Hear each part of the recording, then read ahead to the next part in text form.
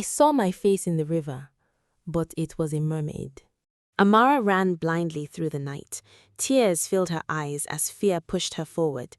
The voice kept calling her, soft, painful, endless. Amara. She covered her ears tightly while running. "Stop it!" she cried, but the voice only became louder. The closer she got to the river, the hotter her body became. Her breathing turned heavy. Her legs felt weak. Yet something stronger than her fear kept dragging her forward. Behind her, Daniel searched desperately through the village paths. "Amara!" Villagers carried lanterns while following him, but Amara kept running until she finally reached the riverbank. The moment her feet touched the wet sand, everything became silent. The wind stopped. The night insects stopped singing.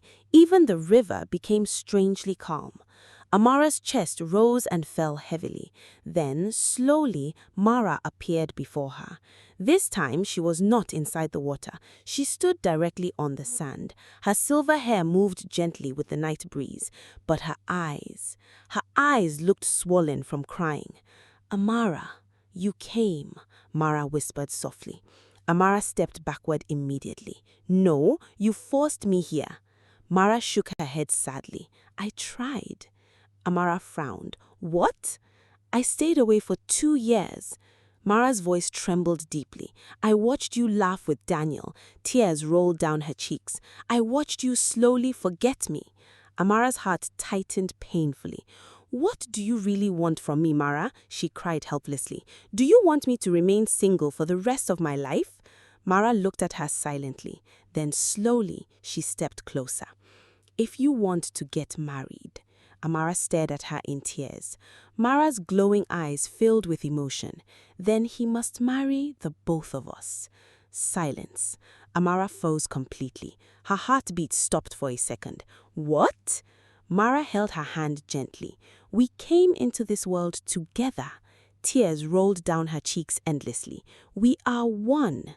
Fear slowly entered Amara's face. "Mara, you cannot leave me behind again." Amara pulled her hand away instantly. "This is madness." Mara's expression broke painfully. "I spent 16 years alone in darkness while you lived happily among humans." Amara shook violently. "You are not human." The words hit Mara deeply. She stepped backward slowly, like someone stabbed in the heart. Pain filled her glowing eyes. "So this is what you truly think of me." Amara immediately regretted saying it, but fear was already consuming her. "Mara, listen to yourself. How can Daniel marry both of us?" Mara's voice became soft again. "He only needs to accept me." Amara stared at her in disbelief. "No." Before Mara could speak again, Daniel's voice echoed from behind. "Amara!"